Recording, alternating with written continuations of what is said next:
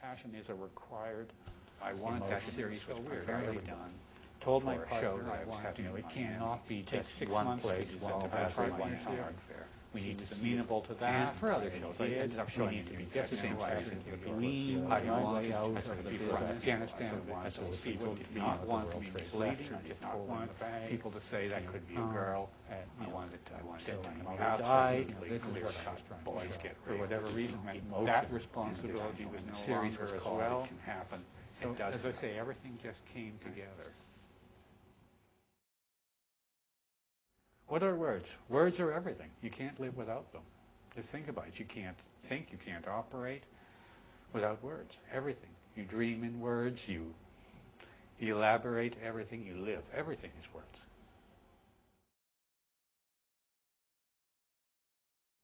I'm not sure it was an inspiration. It was almost like a necessity.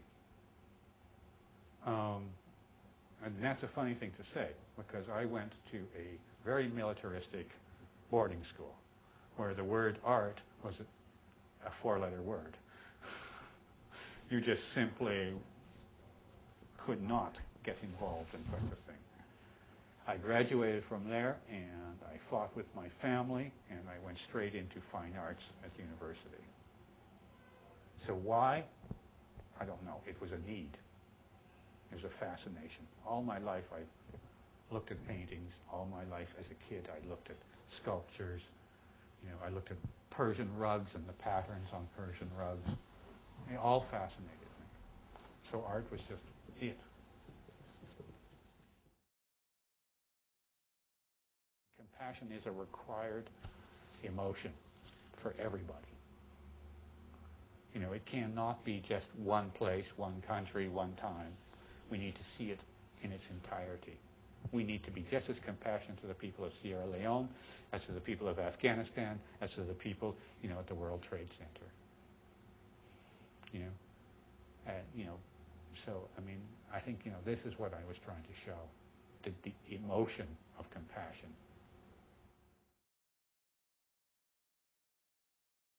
Help it makes them think. That's all I really want them to do. I want them to sit back and kind of go like, yeah. Will it change them? No, I don't believe that. I think all I want them to do is just reflect for a few moments. Growing up in Jamaica, no. As you know, as I say, in a way the influences were more my parents. You know, whether because after Jamaica, even though I went to school in Canada and stayed in a boarding school in Canada, they were on other postings, be it in Brazil or whatever, and I would go home for Christmas and these kind of things. So I got to see, you know, other human conditions as well. You know, albeit as a teenager, whatever, but nevertheless, I saw some of the most frightening slums in Rio and, you know, that kind of stuff. So yeah, as I say, I think it was more, Jamaica was really just, Jamaica is what brought me to live in Grenada, because it makes me feel comfortable. The Caribbean makes me feel comfortable.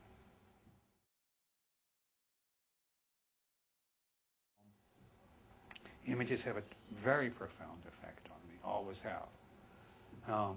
Even sort of the dream images, you know, if I'm traveling, like when I was, again, a child and seeing the slums of Brazil or something like that, and seeing, you know, very starving children, has had a terrible effect on me.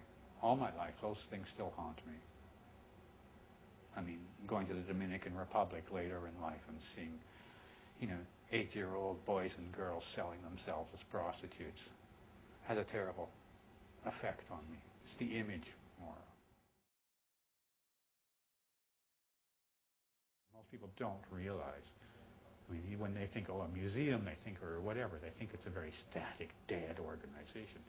Well, in actual fact, being a curator for any division is a massive job that, you know, can take up 12 to 14 hours a day if you're not careful.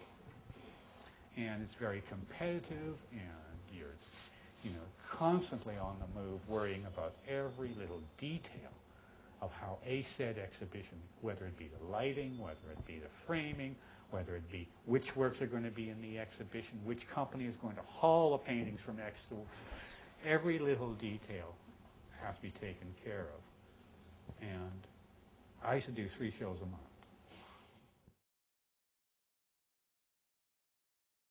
Friends who continue to live that life back in Canada or New York or wherever. So I mean, they email me and they tell me all of their anxieties and everything else, and I sit back and go, good for you. You can apply for that grant. You can get worried and pissed off when you don't get that grant. And you can go to that cocktail party and schmooze with that person. I don't want to do any of it. So that's me. Because I did that for years. Not anymore.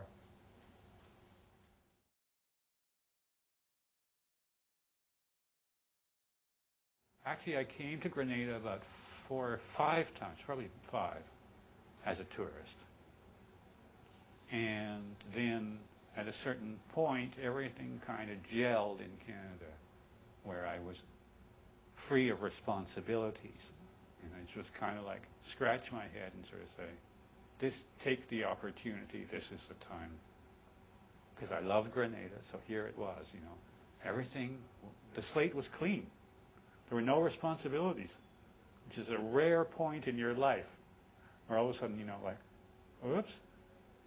You kind of go like, well, this is the time to do something. So I took it. And I didn't do it. I did it cautiously. I did it for a year, initially. I moved down here for a year to see if I could, in fact, live here. And I never looked back.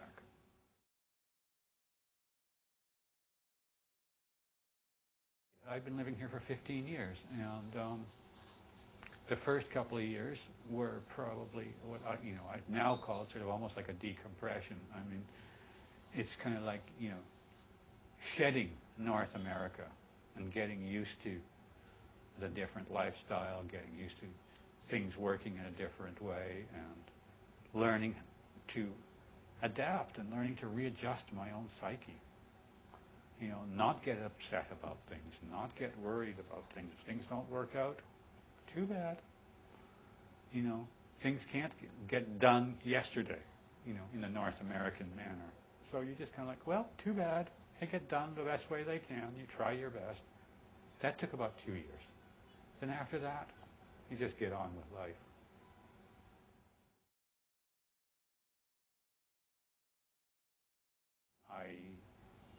I detest pretense. I detest, politics and people politicking constantly. But mostly it's the pretense. And down here, a lot of that is just gone. It's not part of living in the same way. Living here isn't, it's just so much simpler. You don't have to deal with the same kind of nonsense. I've often occasionally said, educated stupidity, and that's the way I feel North America has become.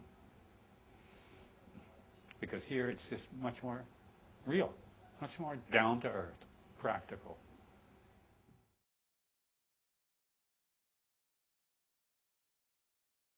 I've always thought about when I work, I don't think of each piece being unique in its own funny way. Each piece is just a building block. It's just part of the process. So that's why there is such a similarity. Because that's always been the way I think. I tend to think in series. I tend to think in.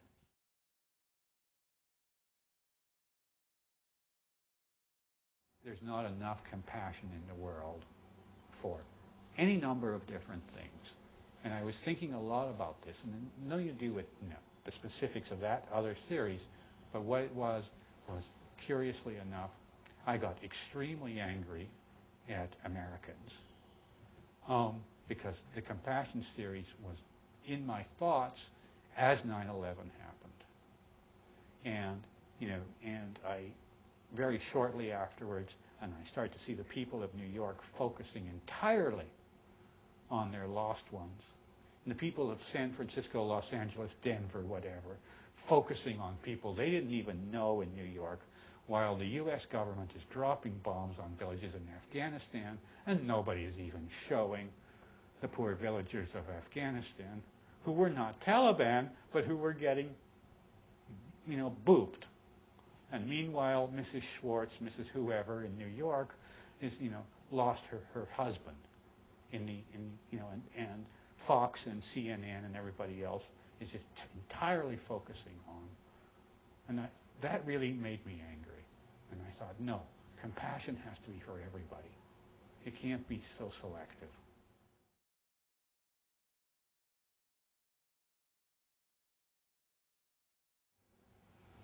And I want that series was primarily done for a show that I was having in Miami at the Basel Miami Art Fair. And for other shows, I ended up showing that same series in New York. I wanted to confront people. I wanted those things. I did not want to be misleading. I did not want people to say that could be a girl. I wanted it to be absolutely clear-cut. Boys get raped as well. And there's, and the series was called "It Can Happen." It does happen, right? And I want people to kind of go like, oh shit. Whether they would, because I want people to deal with it. Because what I found was that people don't deal with it. They'll talk, they'll deal with heterosexual rape, but the moment it's homosexual rape, oops, they're out the door. And that includes a lot of the gay community. So, I thought, no, this has to be dealt with. If people can't take these paintings, too bad. So yes, I can confront. That series was very confrontational. And curiously enough, several of the paintings sold, which in Miami, and 2 in New York, which freaked me out even more, because I didn't do them to sell.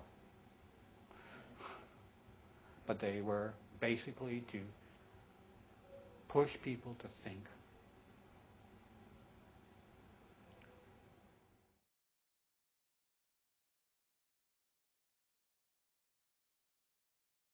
I want them to look at the work of what other young people are doing around the world. I want them to see and to sort of experiment, and I want them to be honest with themselves. If they're into dance hall music and they're into their whole thing, and they're into being black or whatever, show it in your work. Don't sit there and paint little beach paintings because mommy wants them. And so, that's all I'm asking is to be is ask the questions and be honest with yourself. Challenge yourself.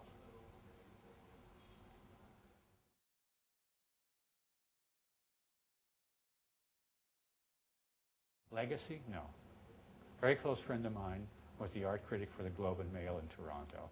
And one of the questions he gave to a group of people when he was giving a lecture to a lot of young artists, and it was a lecture that I'd set up, and he said, how would you feel if 10 years from now you went to and found that one of your works was lining a kitty litter box? And the kids were shocked at the concept that somebody would use one of their drawings to line a kitty litter box. And I sat there and thought, it's fine if they want to do it, do it. Right? I don't care. But most of the artists treat their works as if they are precious and everything else. I'm the opposite. All you have to do is look around here. I bounce works all over the place. They get scratches on them. I'm forever touching them up. That's me. So legacy? No. If there's no legacy, I don't care.